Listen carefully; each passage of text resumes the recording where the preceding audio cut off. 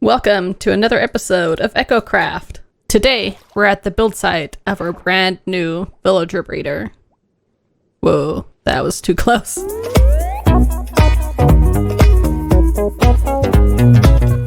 So at this point, all I've done is I've laid out some glass to help me visualize the basic layout of this building. So hopefully you're able to see roughly what this building is supposed to look like. So it's going to come up and over and then step down a little bit and then go all the way down to the floor.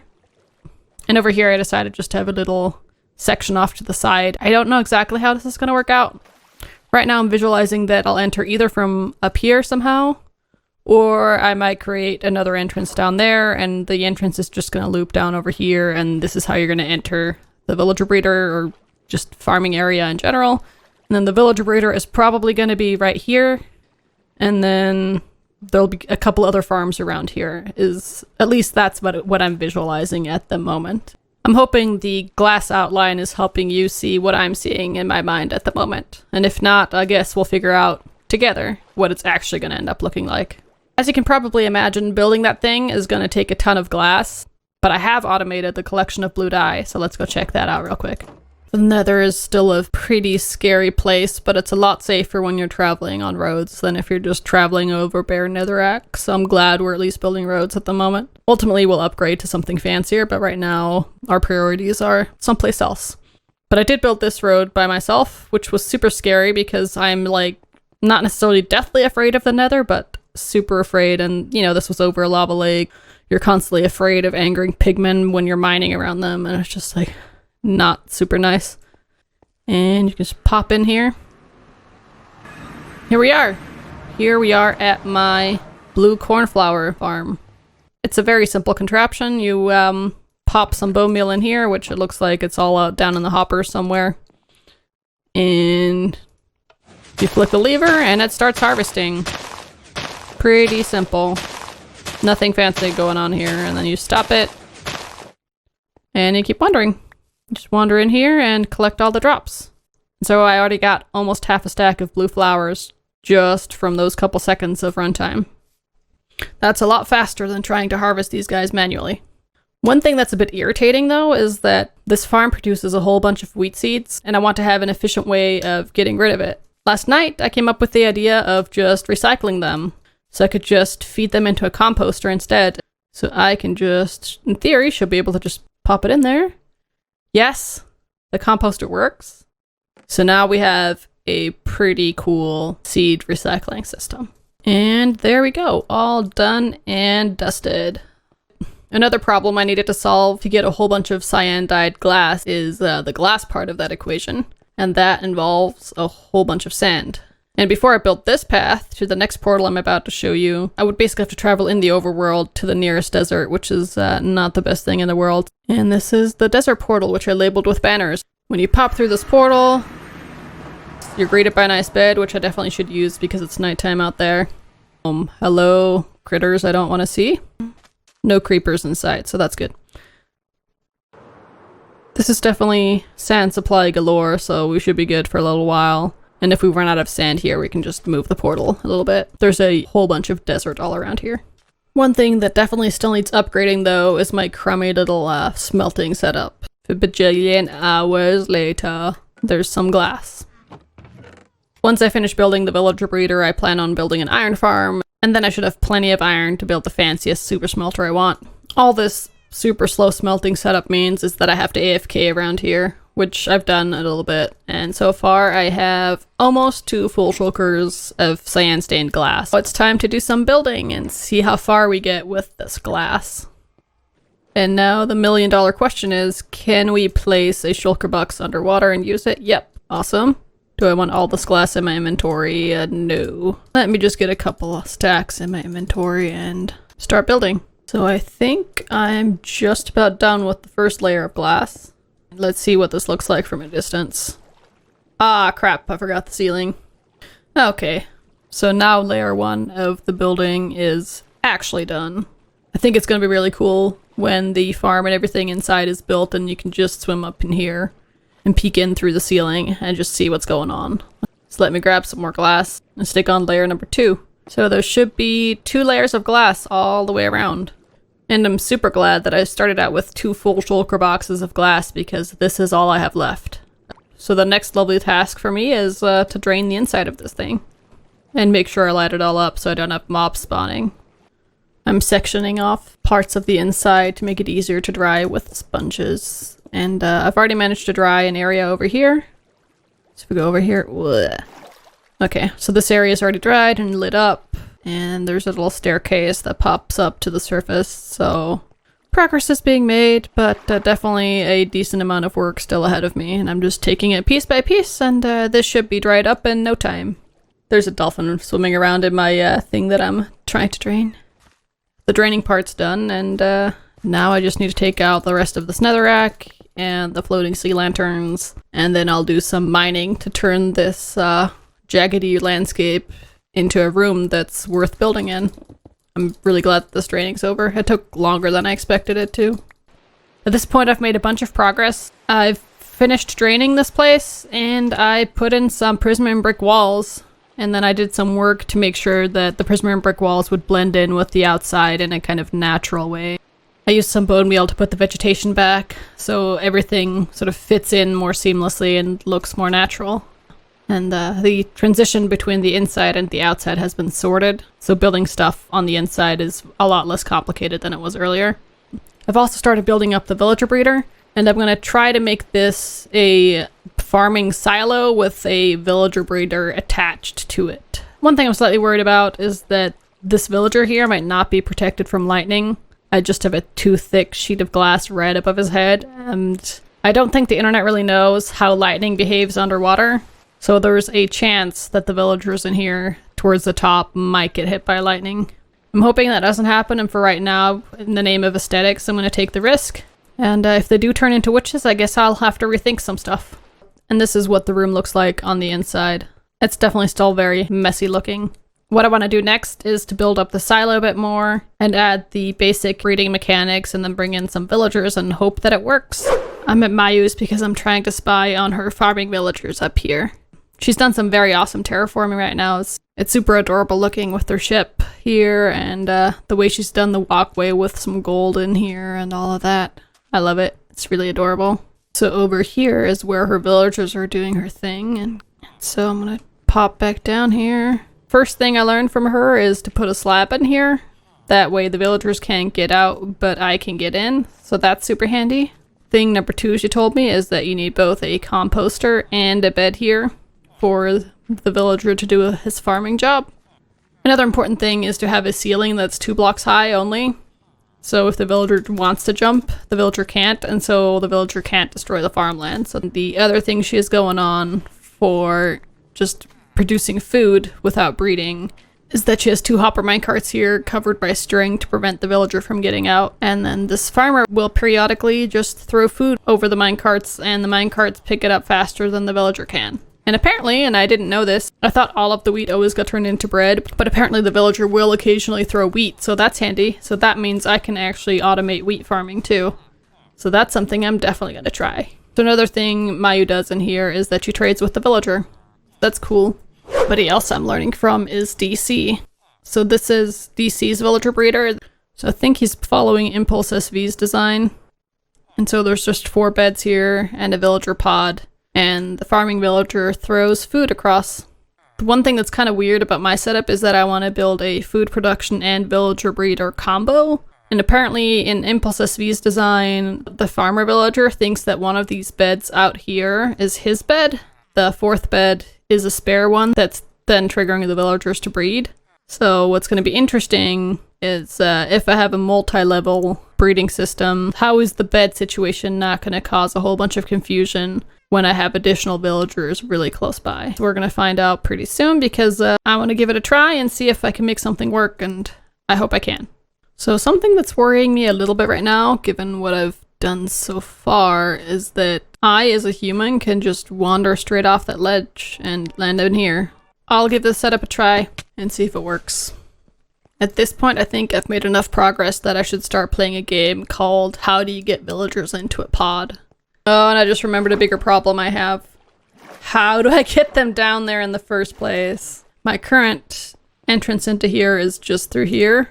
And this is not villager safe at all.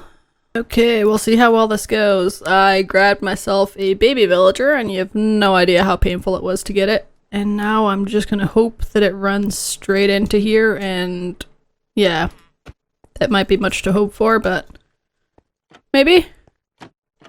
Will you get in here? Will you pop in there? Just pop in there. Mm-hmm. Can't be that hard, right? In. Up. Go. Yes! Awesome.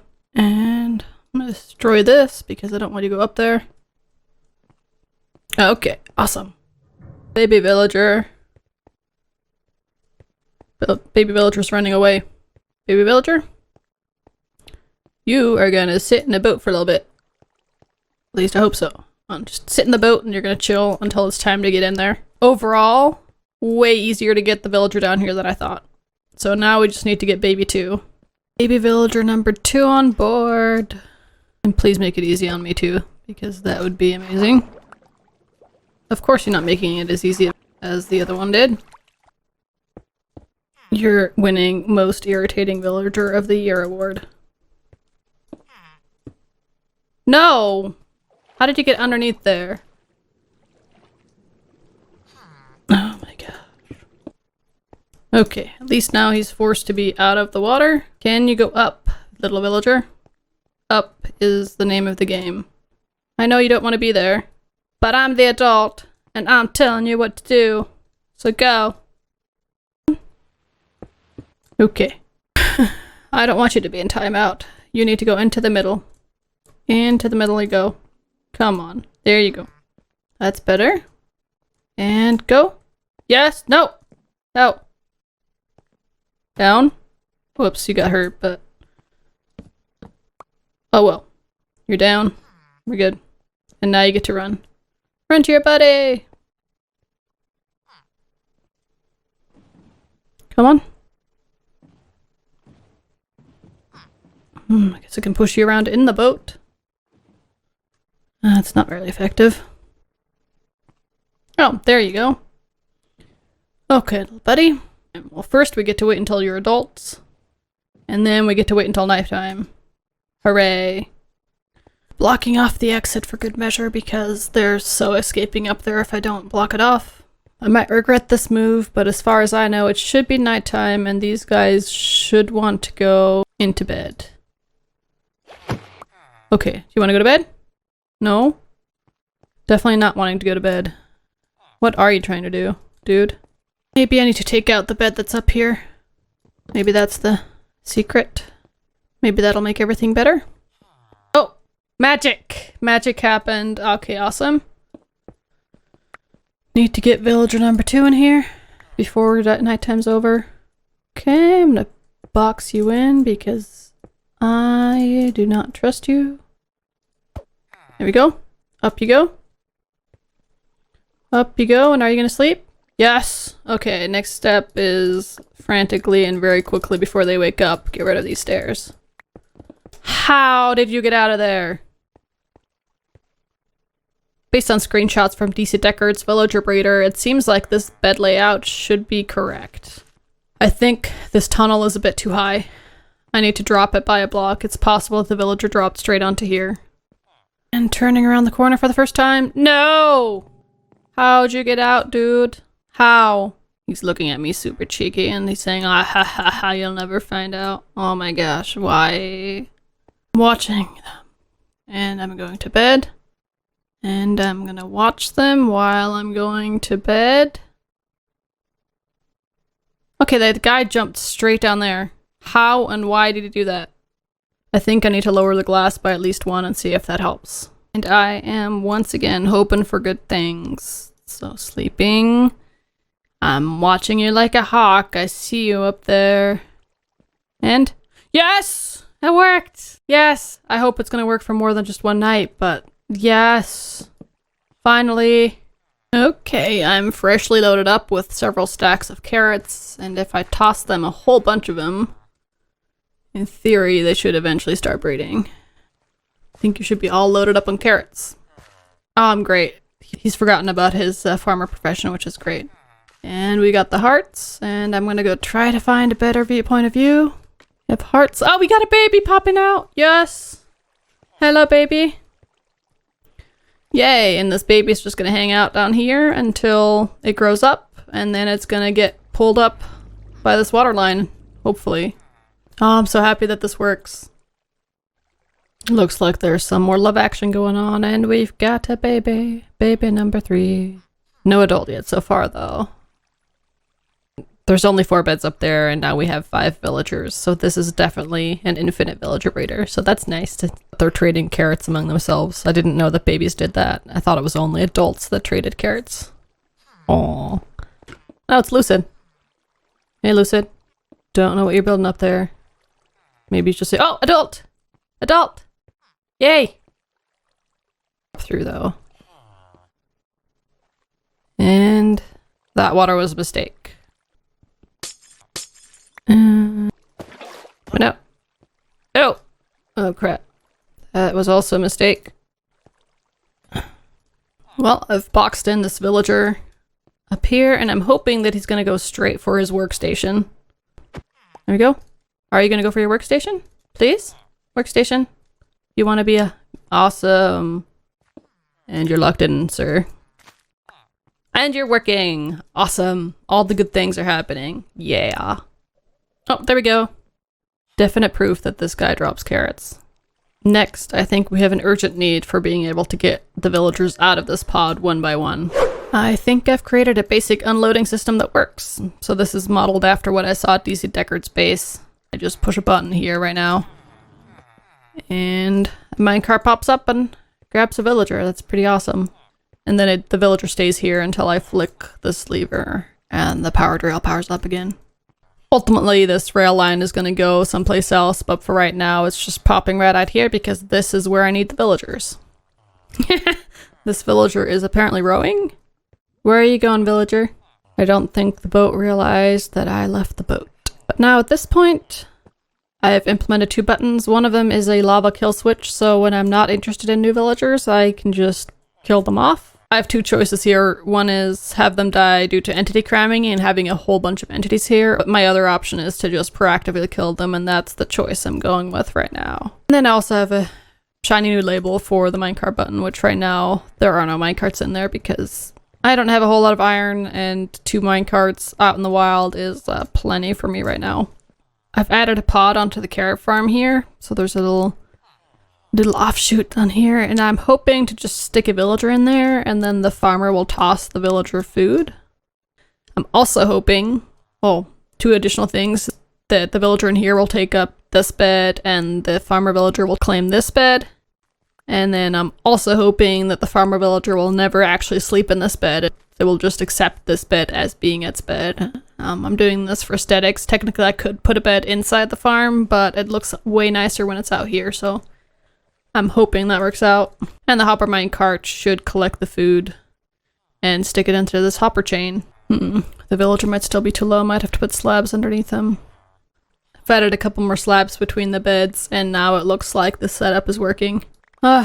Reached another milestone, so I now have all pods in place, and I've still managed to keep this guy as a infinite villager raider. And so far I've not seen any iron golems, which is also kind of surprising given how many villagers are in here.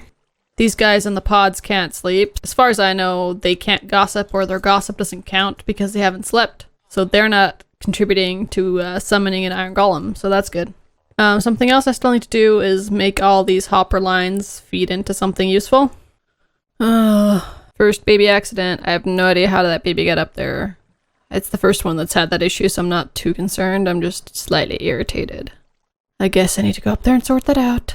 It's been a while since the last time I've recorded, and I've made a decent amount of progress. So I added some storage here. So if we wander on in here, there's my manual wheat farm down here that I added because my wheat farmer is a complete slacker.